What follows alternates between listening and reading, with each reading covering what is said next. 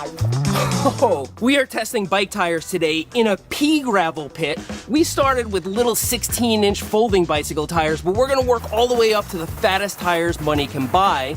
And actually, I'm wondering what happens if we lower the tire pressure in these Brompton tires. Can we get further?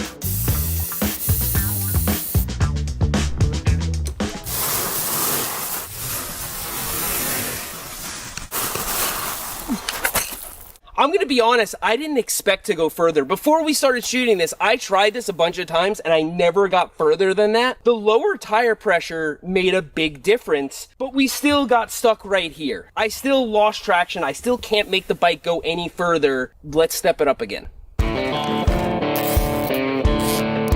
So this is a folding bicycle designed for riding in the city. It doesn't need to go through deep gravel. Almost no bike does. And so we are adding these zip ties so that there's a little something to bite into the gravel. And I'm not putting them down tight. I'm leaving them kind of loose so they stick up a little bit and hook onto the gravel. Maybe that will give us the ability to propel forwards. Okay, zip ties. Let's see if this provides a little more thrust so we can get past that cone.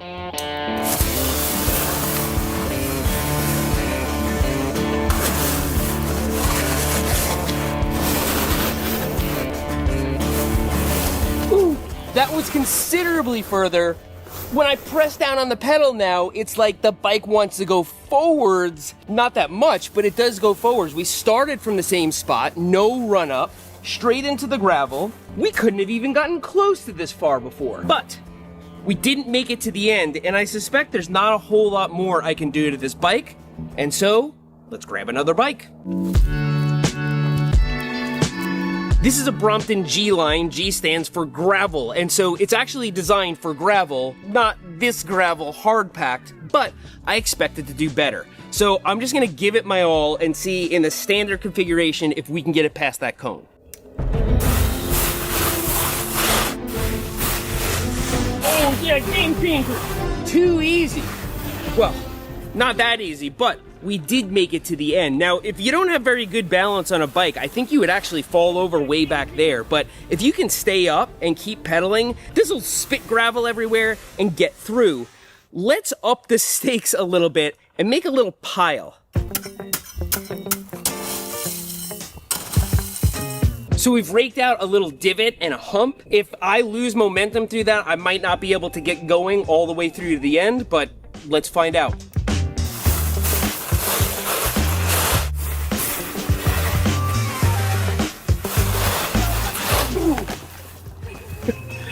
Okay, that introduced a serious problem, but I think if I try again, I could keep going. Let's try again. I don't want to chalk this up as just a mistake.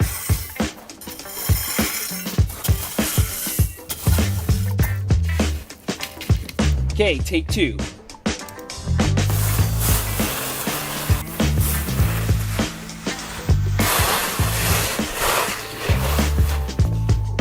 Okay. That creates a serious problem. You lose momentum in the middle. It's hard to keep going. If we kept practicing, could we make it to the end? Maybe, but I bet lowering that tire pressure is gonna make a huge difference. So let's try.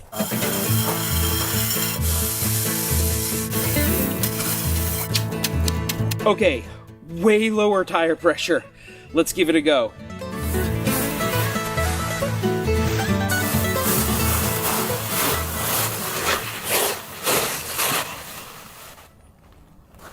That made a huge difference. Again, tire pressure for the win. You lower your tire pressure way down, you're gonna have a better time in sand, pea gravel, whatever it is. So let's up the stakes a little bit and make another hump.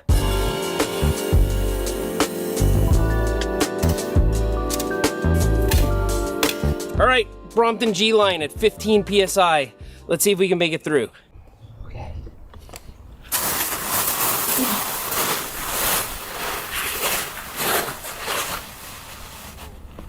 Oh yeah! So it's a lot more capable with the lower tire pressure, but if we double the amount of humps, bring it up to 4, that's gonna be a lot harder because with each one I'm losing momentum and I have to stay up to keep pedaling. Okay, this looks a lot less doable here, but this has surprised me before, so let's give it a go.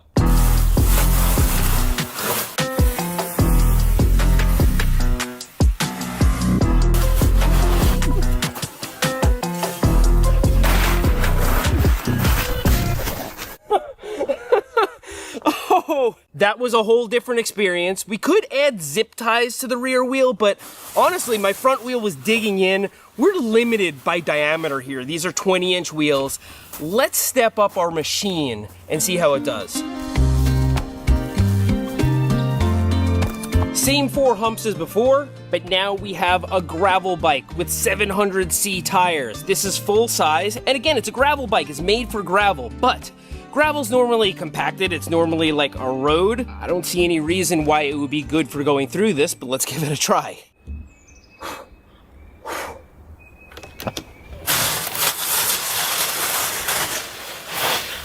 Yeah! All right. That took some doing, but the diameter made a huge difference. And these tires are pumped way up. I say we double the humps. Go up to 8 humps. Let's do them the whole way and see if we can make it through.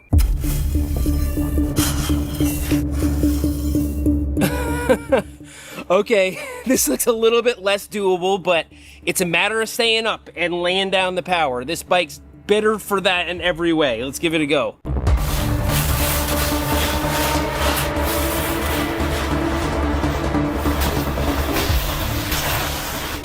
Yes! Oh. I'm seeing stars though. That was a big effort. This thing is really impressive. What we've learned here is that diameter actually matters a lot. These tires are pumped way up. We're gonna have to make these bigger. So believe it or not, I'm measuring this all out. So it's the same each time. We're starting right here on this crack, and we're gonna make the pile as big as we can make it before gravel starts running down the side. So the theoretical slope limit for gravel, we'll make 1, and we'll see if I can get through it on the gravel bike. If I can make it through that, it's all flat. We're up and running. All right, let's do it.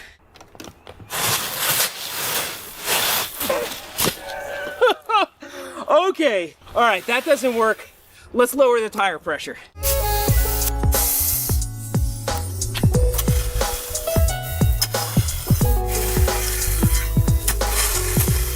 All right, 15 PSI. 1, 2, 3, go!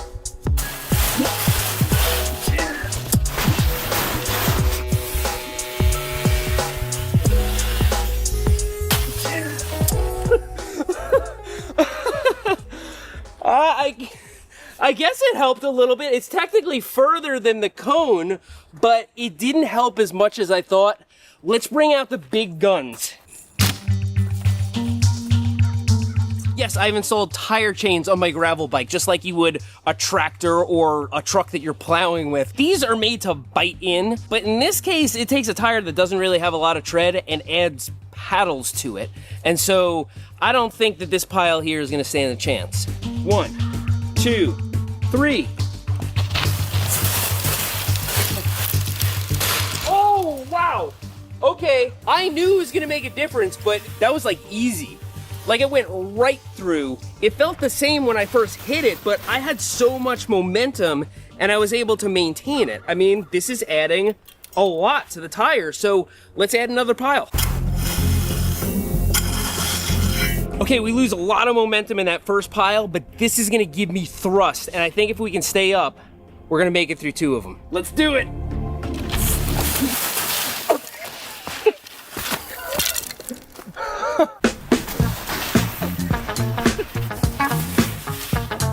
Okay, we're a little out over our skis here with the gravel bike. Even with all that traction, let's step up the machine.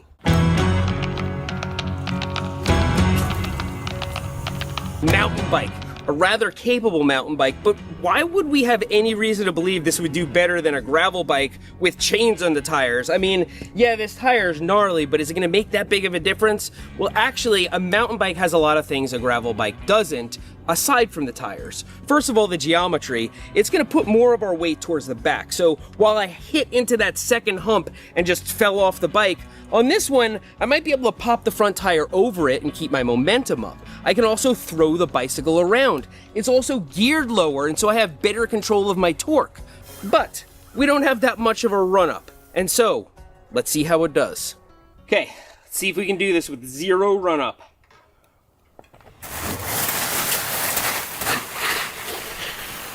That wasn't just easier, that was a lot easier. And I think it was the geometry. The front wheel was able to get over it because I'm on a mountain bike, I can get my weight back and pull up.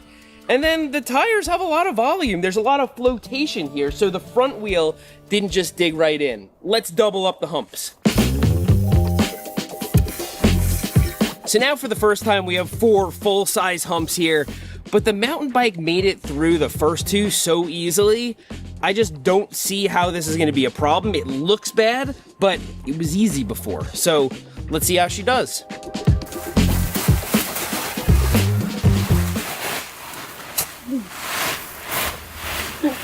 We made it through, but I felt like it was sort of by the skin of my teeth. Let's double them up.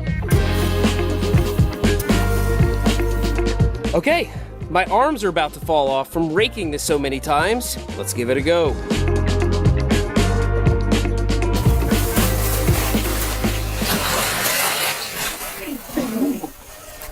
Did I make it further than last time? So it may appear here that I didn't even make it as far as I did last time, because last time there were 4 humps and I made it through all 4 humps. But last time there wasn't another hump after the 4th one. And so hitting into that just sucked up all my momentum. What if we lower the tire pressure crazy low? So we're putting these tires at 10 PSI, which you would never do on a trail bike. But you would also never ride a trail bike through 8 evenly spaced piles of loose pea gravel. And so, what can I say? Okay, stupidly low tire pressure. 1, 2, 3, go!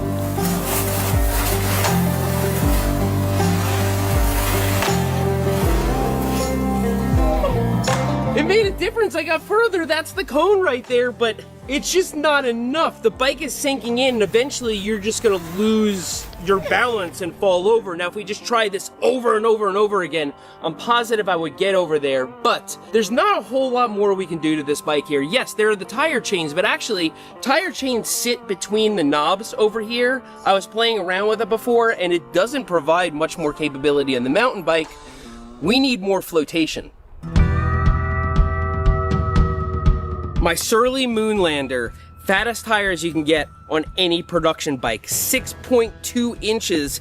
And actually, these wheels are 24 inches. The tire is so big that if they put a big rim on it, it would change the diameter of the entire thing. And so this is ridiculous. What these are going to provide is flotation. The bike is just not going to sink deep enough into the gravel for us to get stuck, or at least that's the theory. Now, while this is designed for going where there are no trails, there's just really no reason why anybody would be riding something like this. So let's see how it does. All right, let's see if she just walks right through it. 1, 2, 3.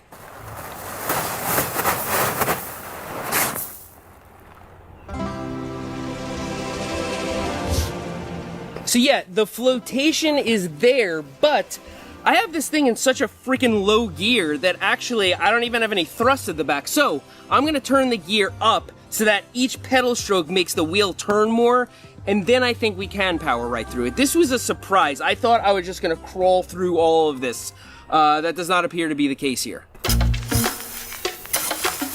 I think we can make it through this time. The only reason I have such a low gear on this bike is because I was having fun with it. I was rock crawling, but even the mountain bike I didn't have in the lowest gear. And so this makes a lot more sense. I think we can thrust through it. Go! Oh yeah! What can we even do that's gonna stop this bike actually? You barely even see divots on the piles. It just hits him and goes. As long as we have that momentum, we're good. Oh, yeah. But I think we can make the piles a little bigger.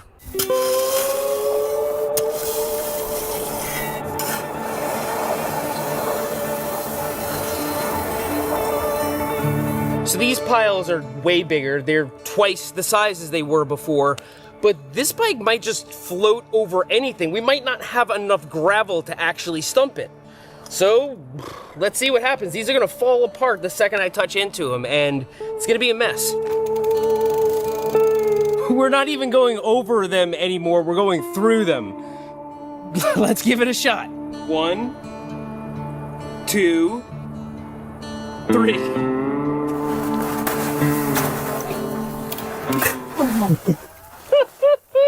Let's try bringing the gear back down so that I can just keep pedaling and dig through, trudge through. Let's try it. So now it's starting to be less about the tire and more about other things, I guess. Technique, gearing, the bike itself.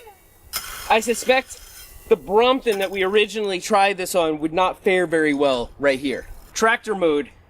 1, 2, 3.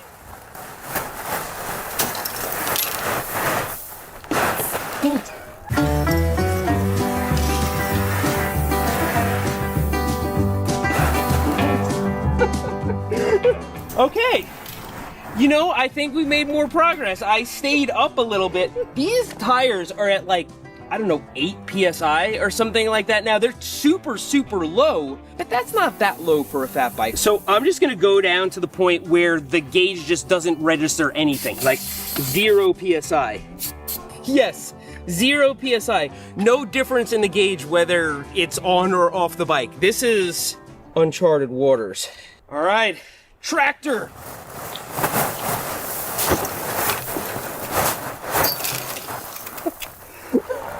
Okay, we're high centered. We started with tiny 16-inch wheels, and even there, when we lowered the pressure, we got way better results, and then when we added the zip ties, it was even more capable. But one thing's for sure, diameter matters, and so does volume. With these tires here, as long as you're not getting high-centered and smashing your crank into something, I don't think there's a whole lot that you can't get.